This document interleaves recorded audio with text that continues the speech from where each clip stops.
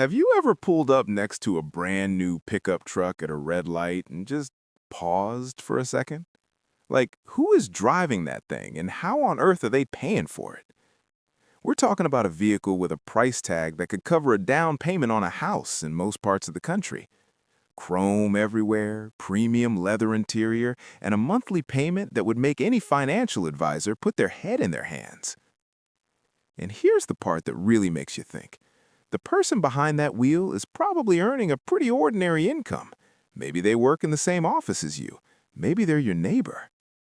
So what's actually going on? How are regular people taking on debt obligations that, when you look at the numbers honestly, just don't add up?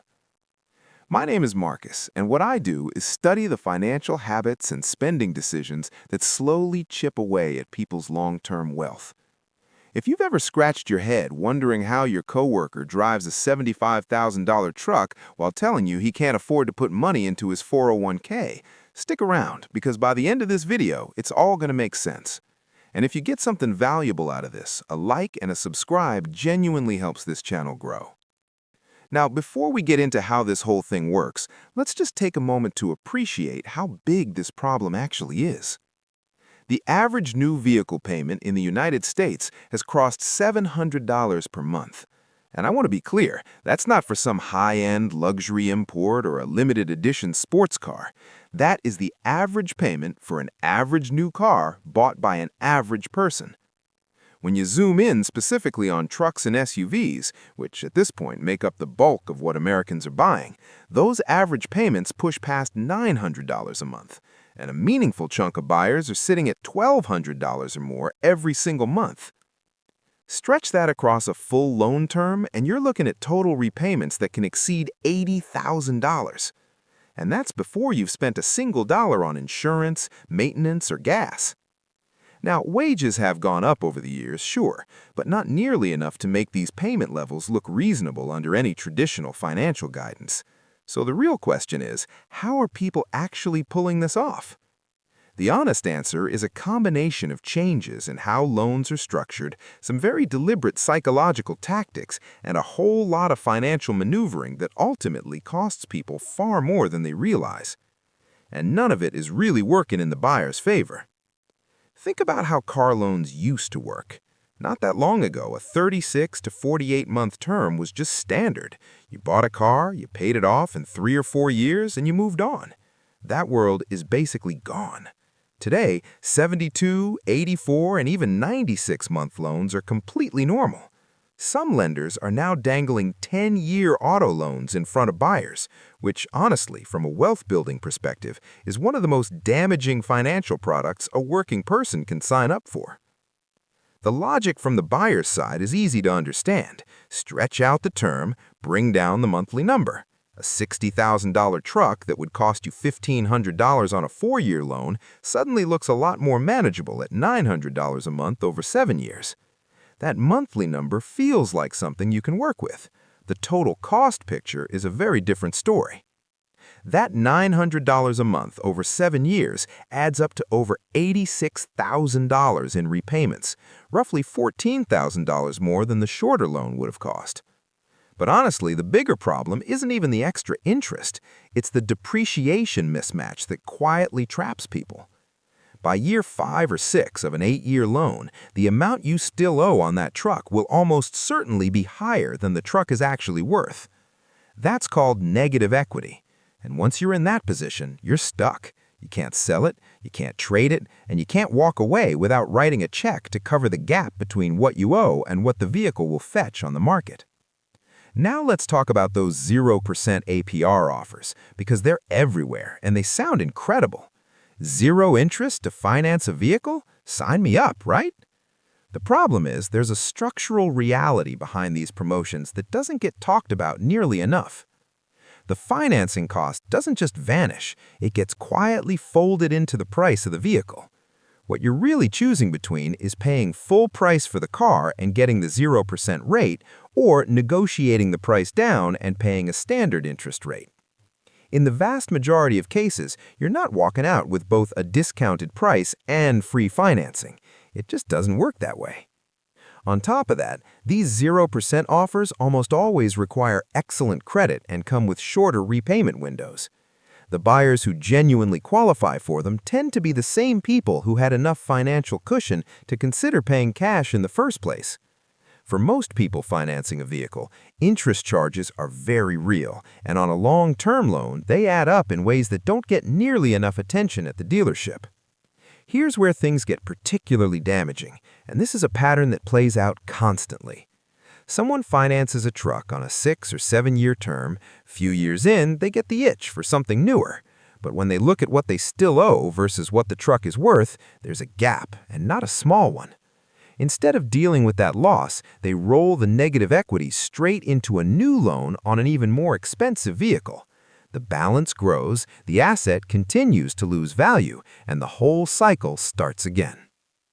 What makes this so hard to escape is that every rollover makes the next exit more expensive. The gap between what's owed and what the vehicle is worth keeps widening. Dealerships understand this completely, and frankly, they benefit from it. A buyer trapped in negative equity has very limited options. They need to keep buying from somewhere, and walking away clean costs them money they usually don't have sitting around.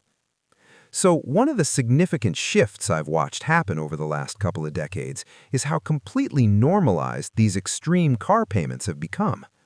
Think about it this way. If someone told you they were spending $1,200 a month on clothes, you'd be genuinely concerned. If a friend admitted they were dropping that kind of money on dining out every month, you'd probably have a gentle conversation with them. But when it's a car payment, most people just nod and say, well, you need reliable transportation. That normalization didn't happen accidentally. It's the result of a very deliberate, very well-funded marketing strategy by the automotive industry. Cars, especially trucks, stopped being sold as transportation a long time ago. They're sold as identity. They're sold as a signal to the world about who you are, how hard you work, and what you've achieved. That commercial with the truck powering through a mountain trail at sunrise isn't advertising a vehicle. It's advertising a version of yourself that you want to believe in. And when a purchase gets tied to something that personal, rational financial thinking goes out the window pretty fast. A $950 monthly car payment stops feeling like a liability on your personal balance sheet. It starts feeling like an investment in your own identity. That shift in perception is incredibly profitable for manufacturers and lenders. For the buyer, it's incredibly costly.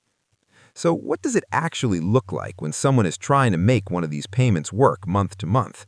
Because even with a stretched loan term and a good story about why you deserve the truck, $700 to $1,200 a month is still real money that has to come from somewhere.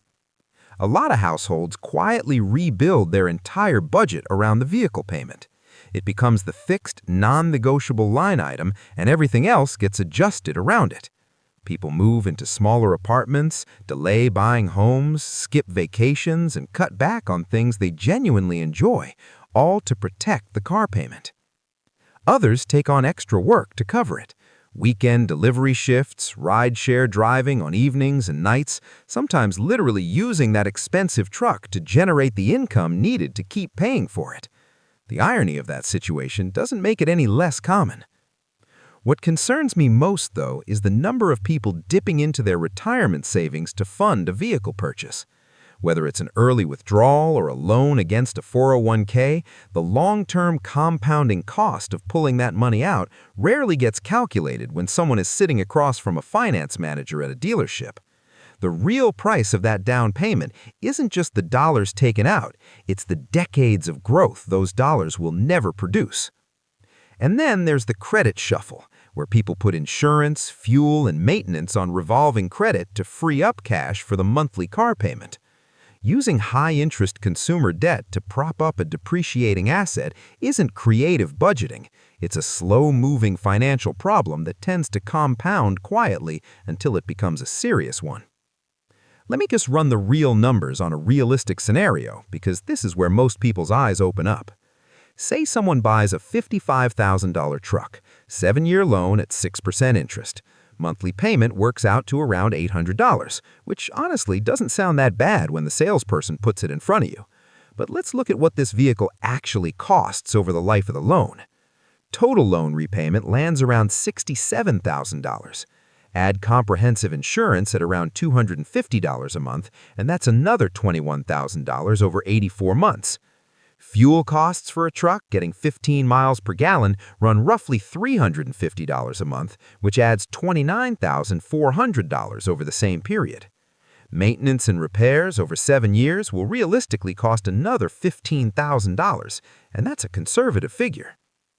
Add it all up, and the true 7-year cost of ownership is somewhere north of $132,000. And what is that truck worth at the end of year 7? Somewhere between $12,000 and $15,000 if the market is kind. That is a $130,000 cost for a $15,000 asset. That's not transportation financing. That's wealth being transferred out of a working household and into the pockets of lenders, insurers, and fuel companies 1 month at a time. The opportunity cost side of this is what really hits hard when you sit with it. Take that same $800 a month, put it into a simple, diversified index fund earning 8% annually, and after 7 years, you're looking at over $70,000. Not only did the vehicle buyer absorb a massive ongoing expense, they gave up the compounding growth that money could have been building the entire time. Here's the psychological piece that makes this cycle so stubborn. Once someone has committed to a large vehicle payment, it stops being a financial decision and starts being a personal one. The truck becomes tied to their identity, their sense of achievement, their vision of themselves. And when that happens, suggesting they could save several $100s a month by driving a solid used car doesn't land as practical advice. It lands as a personal criticism. People will defend a $950 monthly car payment the same way they'll defend a life choice, because to them, in a very real way, it is one. The automotive retail industry knows this better than almost anyone. Dealership sales processes have been carefully designed, refined over decades to keep the conversation focused on monthly payment affordability rather than total cost of ownership. Loan term extensions, add-on warranties, gap insurance, all of it gets positioned as a solution to your concerns rather than what it actually is, which is additional revenue for the transaction. So here's where we land. The fact that ordinary people are carrying these extraordinary vehicle payments is not some financial mystery. It's a predictable outcome. Extended loan terms make large purchases feel affordable in the short term. Sophisticated marketing ties vehicle choice to personal identity. The negative equity cycle keeps buyers locked into a perpetual financing relationship. And a cultural narrative that connects what you drive to who you are makes it nearly impossible for people to step back and see the full picture clearly.